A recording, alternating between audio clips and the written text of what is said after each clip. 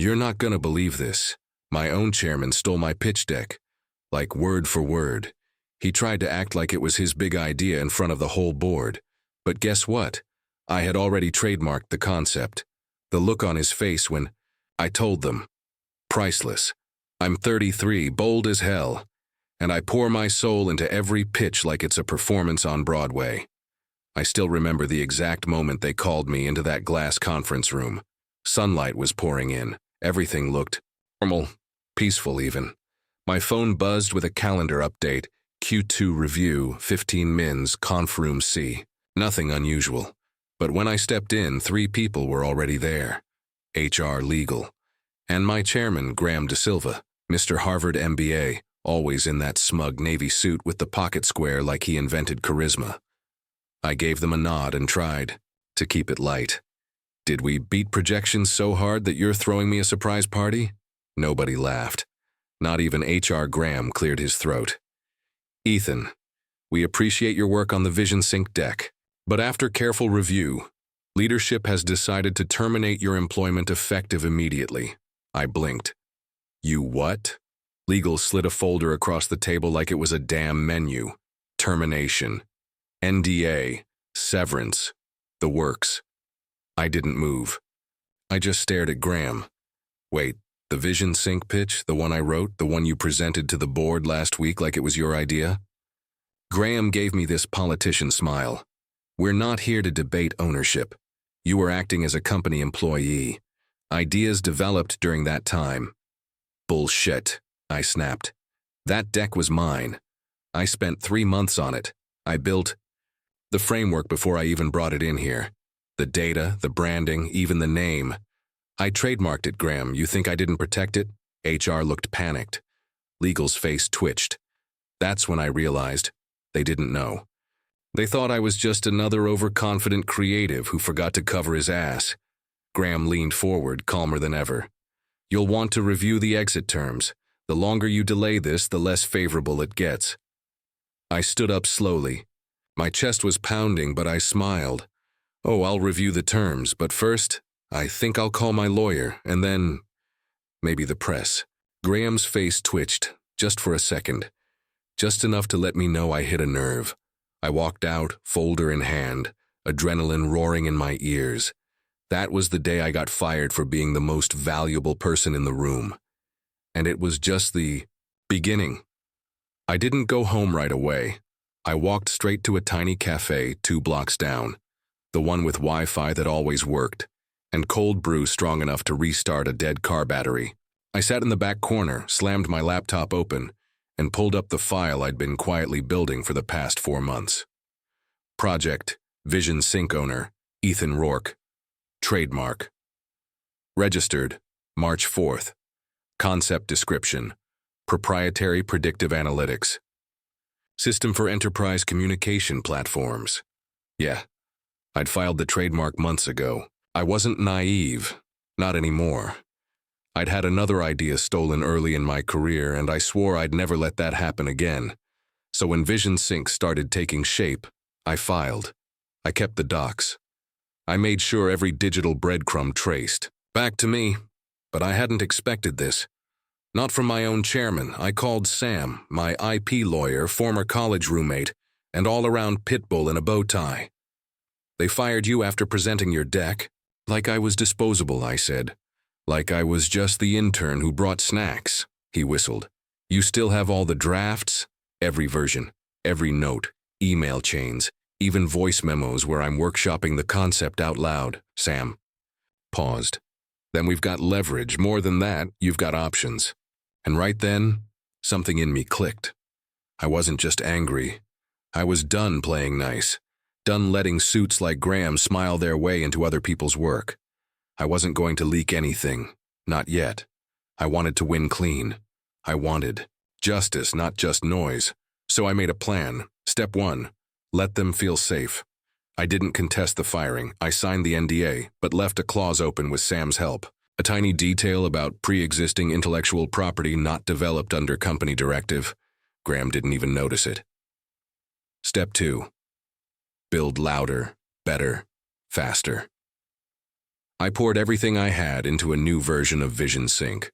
No corporate filters, no investor slide decks, just raw, usable tech that worked like magic. I called in favors from 3 devs I trusted and offered them co-founder status. We didn't sleep for 2 weeks. See, step 3, get noticed before they can react. I submitted for a demo slot at Next Tech Summit, the industry stage. Only 10 projects get picked. 2 weeks later, I got the email. Congratulations. Vision Sync has been selected for a live demo at Next Tech. I stared at the screen, my heart racing. It was happening, and Graham had no idea, but something was about to blindside me, something I never saw coming. 2 days before the Next Tech Summit, I got a text from Jenna Lynn, former product lead at my old company, total genius, and someone I'd once trusted with almost everything, including parts of the original Vision Sync concept. She left 6 months before me, saying she was burned out and done with startups. The text just said, "You need to see this. Call me. Now." I stepped outside the co-working space we'd been hacking from and called her immediately. She answered, on the first ring. "Ethan, I didn't know how else to tell you. Graham's launching something at Next Tech too. He's calling it Sync Vision. He's using your exact framework. Same language, same pitch flow." I stood frozen on the sidewalk, the cold wind slicing through my hoodie like I wasn't even there. "Wait," I said slowly. "He's presenting my work, using the reverse name of my trademarked product?" "Yep, except his looks corporate and shiny and empty, probably half-baked, but he's banking on brand clout. He thinks he can get ahead of you." I hung up and walked back inside, dazed. My dev team saw my face and fell silent. Then I said the words out loud for the first time. "They're going to try to beat us to launch, 2 days from now. Same idea, stolen look, bigger stage." My lead, Dev, Luis, slammed his laptop shut. "Then we better be louder." We didn't sleep. For 48 hours, we polished our demo until it was smooth as glass. I rewrote the pitch like it was a war speech. We ran simulations, fixed bugs, designed a new logo on zero sleep. I rehearsed my talk until my voice cracked. This wasn't just about proving Graham wrong anymore.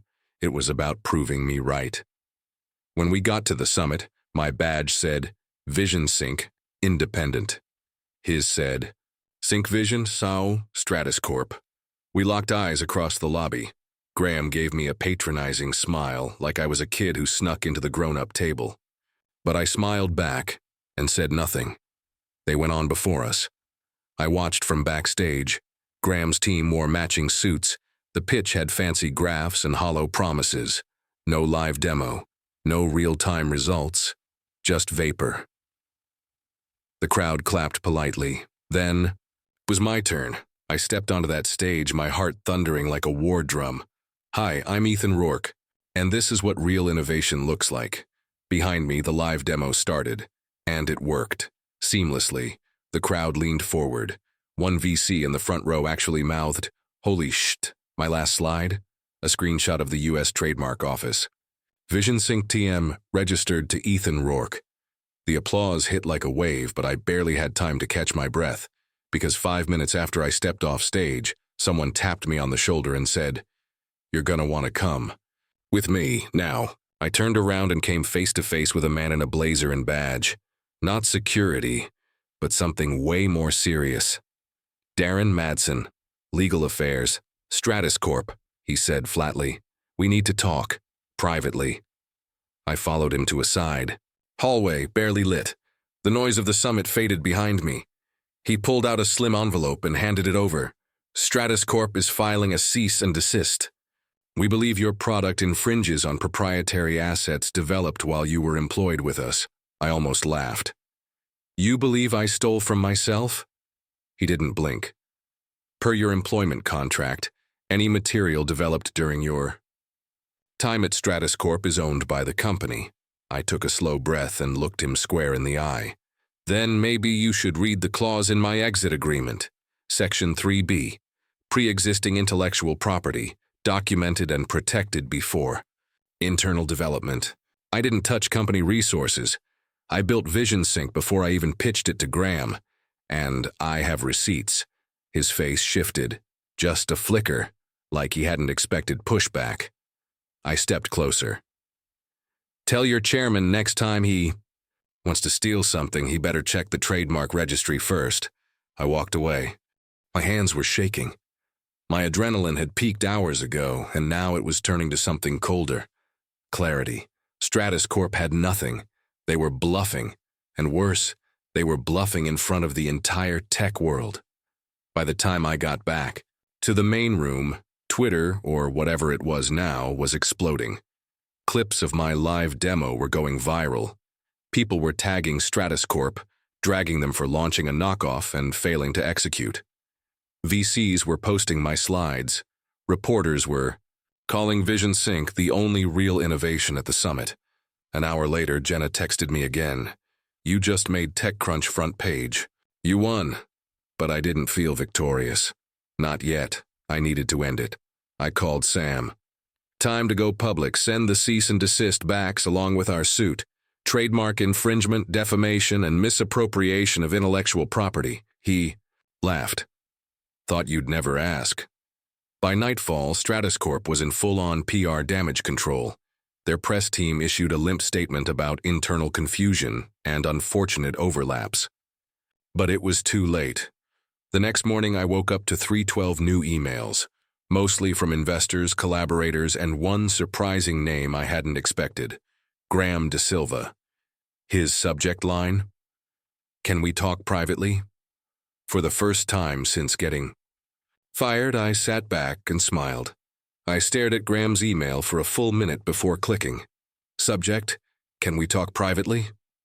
Body, no lawyers, just you and me. 10 a.m., the Atrium Cafe. Gee, no apology, no explanation. Just that trademark Graham confidence like nothing had ever really gone wrong. Like the building wasn't on fire behind him. I forwarded the email to Sam, just in case, then pulled on my cleanest hoodie and headed downtown. He was already there when I arrived, sipping espresso like he wasn't currently trending as the face of corporate theft. Ethan, he said, standing to shake my hand. Like we were old friends reconnecting, I didn't shake it. Let's not play, I said, sitting down. Say what you need to say. He exhaled slowly, still wearing that practiced calm. Look, things got out of hand. I underestimated how serious you were about Vision Sync. That's on me. I almost laughed. You presented my deck as your own, fired me the next day, and now you're surprised I didn't roll over? I made a mistake, he said, but I'm offering you a way forward. I blinked. You're offering me something? He leaned in. You've got momentum, investors are circling, but you need infrastructure, resources, distribution, legal support. We can still partner. I'll fold Vision Sync under Stratus Corp. You'll keep creative control, equity, even get a title. You'll be protected. I couldn't believe what I was hearing. You want to acquire me, I said slowly. After trying to erase me. He didn't flinch. You and I both know. Your tech's real. I'm offering you a way to scale it with less risk. I let the silence stretch. The clatter of dishes, the hiss of espresso machines. The world moved on, even as mine stopped.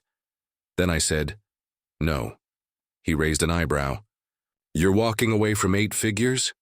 I'm walking toward peace, toward building something real with people I trust. I don't need your safety net, Graham.